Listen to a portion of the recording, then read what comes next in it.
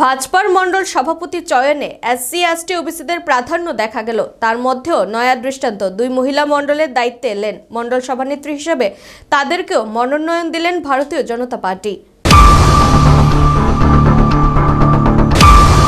ভাজপার মণ্ডল সভাপতি চয়নের ক্ষেত্রে সমাজের সব সম্প্রদায়কে প্রাধান্য দেওয়া হয়েছে এবং এই প্রথম দুইজন মহিলাকেও দলের এই গুরুত্বপূর্ণ পদে আসীন করা হয়েছে। মহিলাদের হাতে মণ্ডল পরিচালনার দায়িত্ব দেওয়া এটাই প্রথম। যদিও দলের জেলা কমিটির সভাপতি পদে মহিলাকে দায়িত্ব দিয়েছিল দলের উত্তর জেলার সভাপতি পদে ছিলেন মল্লিনা দাস। তিনি বর্তমানে দলের ওবিসি মোর্চার প্রদেশ সভাপতি।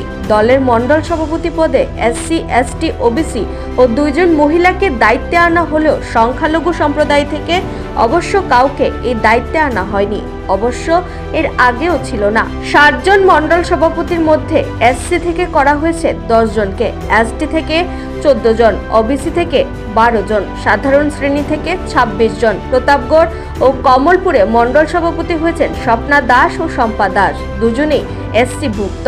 সব সম্প্রদায়কে প্রাধান্য দিয়ে মণ্ডলের দায়িত্বে আনা হয়েছে। দলের সাংগঠনিক নির্বাচন কমিটির মুখ্য দায়িত্বপ্রাপ্ত সমরেন্দ্র দেব উল্লেখ করেছেন, এক্ষেত্রে সংখ্যালঘু থেকে কাউকে দায়িত্বে না আনাতে এতে কোনো বিরূপ প্রভাব ফেলবে কিনা তা সময়ে বলবে। তবে কোনো কেন্দ্র থেকে মণ্ডল সভাপতি পদে প্রত্যাশী সংখ্যালঘু সম্প্রদায় থেকে ছিল কিনা সেটাও স্পষ্ট করেনি দল। নিজস্ব প্রতিনিধি রিপোর্ট, এশিয়ান টাইমস।